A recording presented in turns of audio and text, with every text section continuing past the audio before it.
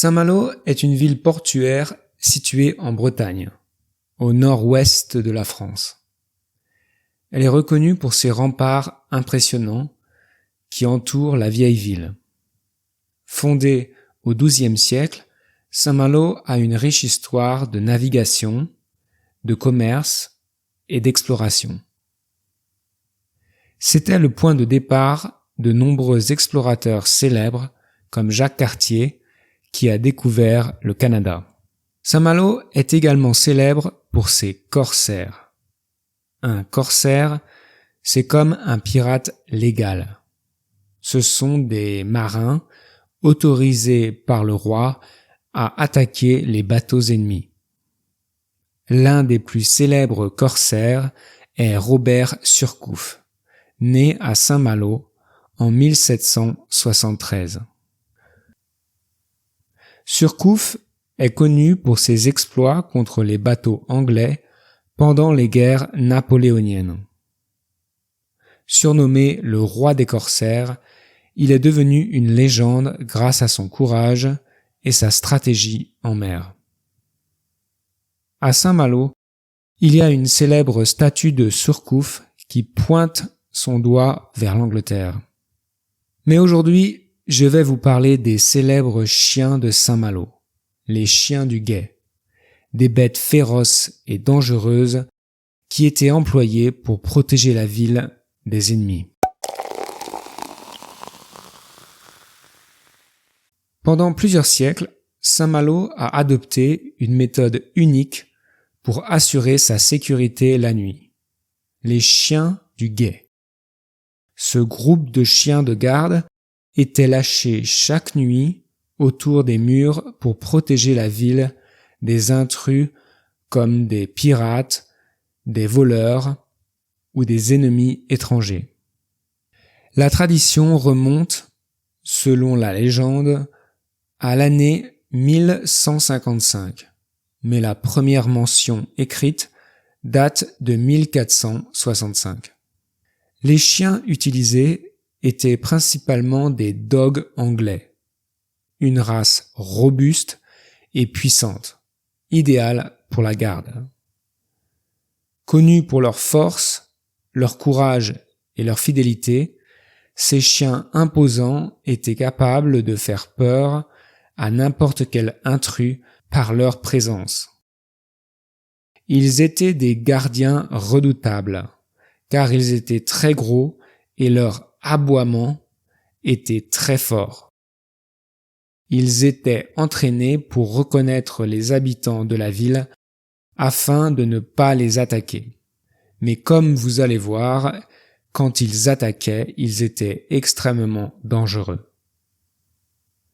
Chaque soir, au coucher du soleil, le couvre-feu était annoncé par le son d'une cloche depuis la cathédrale ou par une trompette.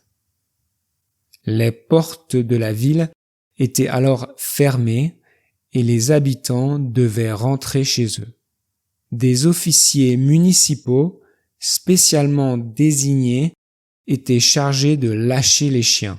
Le groupe d'une vingtaine de chiens patrouillait sur les plages pour surveiller les bateaux avec leurs marchandises et ils surveillaient aussi les remparts. Les chiens étaient entretenus grâce à une taxe spéciale. Cette taxe, cet impôt permettait de financer la nourriture, l'entraînement et le logement des chiens. En journée, ils étaient gardés dans un endroit spécial, isolé de la population locale. Les chiens du guet ont laissé de nombreuses anecdotes dans l'histoire de Saint-Malo. Leur mission était dangereuse et ils étaient parfois impliqués dans des accidents tragiques. Le 4 août 1629, un homme nommé Julien Carouel a été tué par les chiens. Cet incident a rappelé la rigueur avec laquelle les chiens accomplissaient leurs devoirs sans distinction. Une légende raconte aussi qu'un jour, une jeune femme respectable surprise par le couvre-feu, serait rentrée trop tard alors que les chiens étaient déjà dehors. Elle aurait demandé la protection de la Vierge Marie pour ne pas être mangée par les chiens et, de façon incroyable, elle a traversé la ville sans problème. Mais, au début de l'année 1770, il y a eu plusieurs incidents fatals impliquant les chiens du guet. Le 1er janvier, un autre homme, non identifié, meurt après avoir été attaqué par des chiens. Mais l'histoire la plus célèbre, c'est celle du 4 mars 1770. Ansger de Kerwarts, un officier de marine, a essayé de rentrer en ville après le couvre-feu. Apparemment, pour rejoindre une jolie femme pendant la nuit. Il ignorait le danger. Alors, il a essayé de monter sur les murs. Les chiens ont pensé que c'était un ennemi et l'ont attaqué et tué.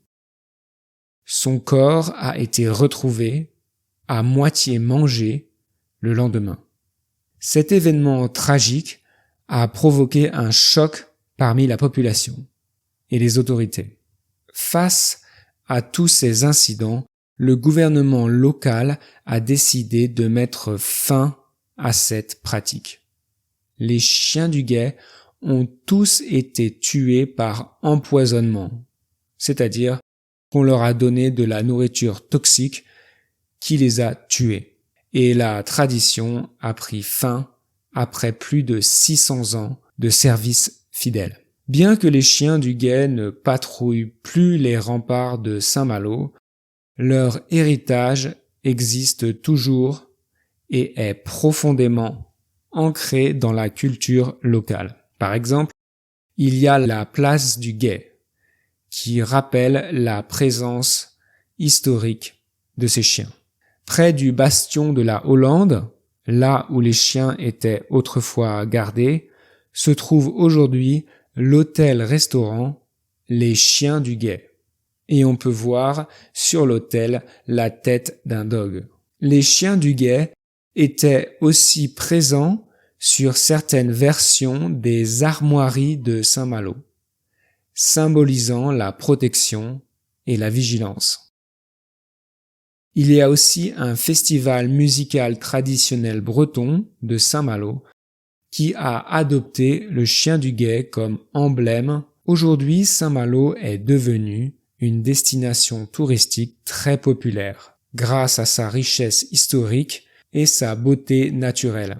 Les visiteurs peuvent se promener sur les remparts, visiter la cathédrale Saint-Vincent et explorer les musées dédiés à l'histoire maritime de la ville.